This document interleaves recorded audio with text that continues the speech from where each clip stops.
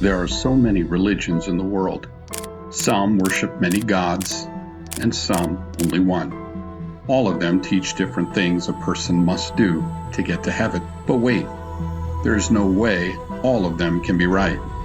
We either have to work our way to heaven, or it's by grace through faith. How do we know the Bible is right? How do we know that the Bible can be trusted? How do we know Jesus was even real? And if he was, did Jesus rise from the dead?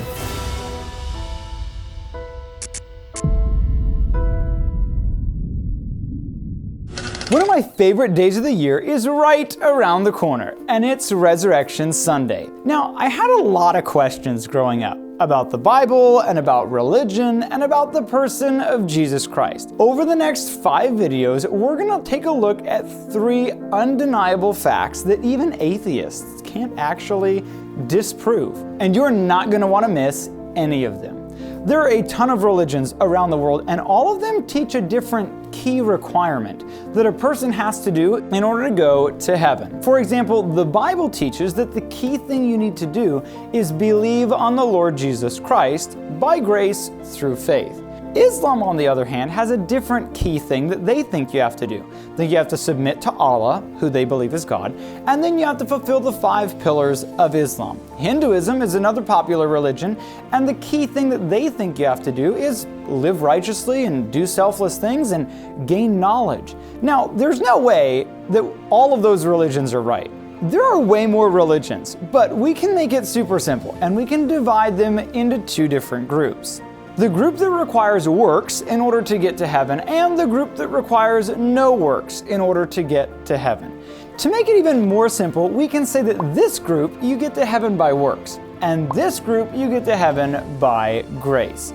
Now, there are only 2 different groups. One where I must work in order to get to heaven, and one where Jesus did the work, and all I have to do is put my faith and trust in Jesus Christ. So now we come to the first big question. How do we know that biblical Christianity, or the Bible, is right? I've heard other people ask me, why does it have to be the God of the Bible? Why can't it be the Hindu God or the God of Islam? The Bible actually gives the answer in the New Testament, and the answer is the resurrection of Jesus Christ. The question, though, is, did Jesus rise from the dead? Now, there are different reactions that people have when they hear of truth and evidence, or things that they don't agree with.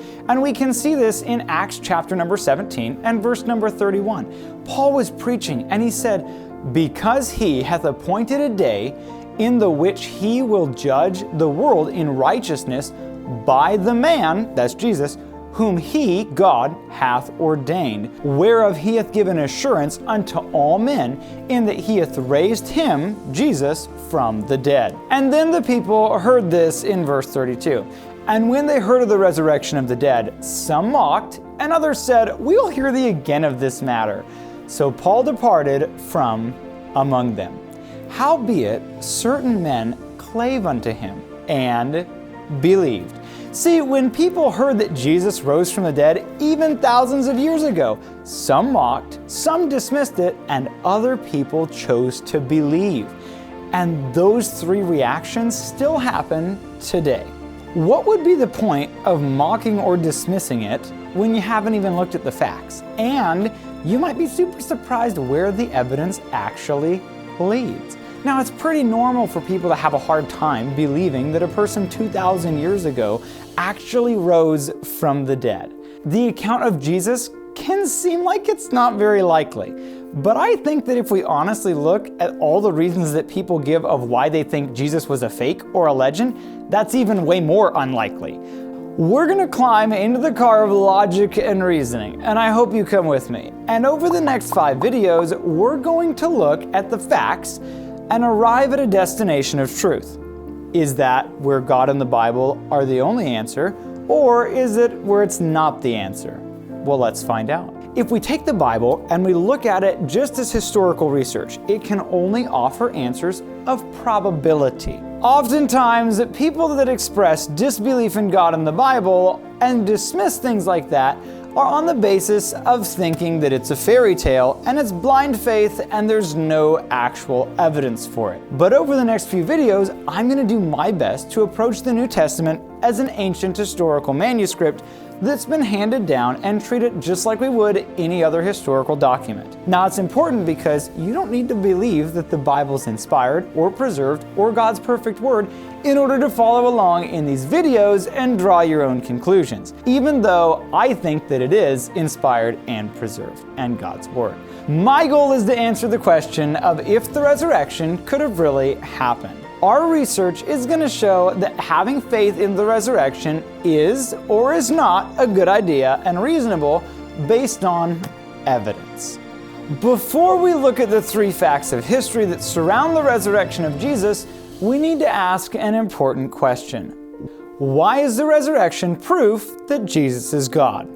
There were many resurrections in the Bible, like Lazarus, for example, and why isn't anybody claiming that he's the Messiah? This is where the historical and religious context comes into play and actually is super important. Now, if you only see a miracle done all by itself, you might not know what it means or why it happened, and it could have more than one meaning. But if we take that miracle and we figure out what the historical and religious context is surrounding it, then that gives us better insight. So the first thing we need to do is figure out what the historical and the religious context is surrounding the resurrection of Jesus. The resurrection of Jesus is not just a resurrection of anyone, but of the person that claimed to be 3 things: the Messiah, God's promised Savior; the Son of Man, which was God's promised Savior that would become a person; and then the Son of God, which was the only begotten Son of God, who was fully God. Jesus was crucified for these supposedly blasphemous claims, but were they actually blasphemous? In Mark chapter number 14 and verse number 61, when Jesus was standing before the Sanhedrin, the Bible says, "But he," Jesus, "held his peace and answered nothing." Again, the high priest asked him and said unto him, "Art thou the Christ, the Son of the Blessed?" And Jesus answered and said, "I am. And ye shall see the Son of Man sitting on the right hand of power and coming in the clouds of heaven." Then the high priest rent his clothes and saith, "What need we any further witnesses?" This is crazy because Jesus was referencing Daniel 13, which no doubt the high priest knew, and it didn't make him happy. Now, why does this actually matter? Well, if God raised this man from the dead, then I think God has without a doubt publicly shown Jesus was innocent of those allegedly blasphemous claims. Basically, God was saying that Jesus is who he said he was, the promised Savior that was 100% man and 100% God. So what is the evidence then? Well, the majority of New Testament historians, whether they're religious or not, have come to believe and agree with 3 basic facts concerning the resurrection of Jesus.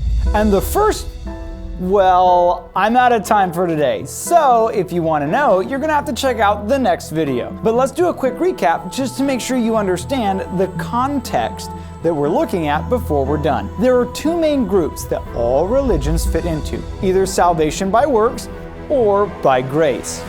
The Bible gives us the answer as to which religion is right in the New Testament, and it is the resurrection of Jesus Christ. Now, there are 3 main ways that people can respond to that when they hear it. Some of them are going to mock, some of them are going to dismiss it, and other people are going to choose to believe it. But wait a minute, what would be the point of mocking it and dismissing it before we even look at the facts? And before we look at those facts surrounding the history and the resurrection of Jesus, we need to ask, why is the resurrection proof that Jesus is God? And the answer is because basically Jesus claimed to be the Messiah, the Son of Man, and the Son of God. And if he rose from the dead, then he is who he said he was. And if you're curious about what the first fact of history is that atheists can't actually disprove, then you're going to want to check out the next video. Thank you so much for joining me, and let's just follow the truth where it leads, and it might even surprise you. Thanks for watching, and I'll catch you in the next video. For more videos like this or other fun things, you can check out Junior Church Live or our YouTube channel. Thank you so much for watching, and if you have any questions or comments, I'd love for you to send me a message.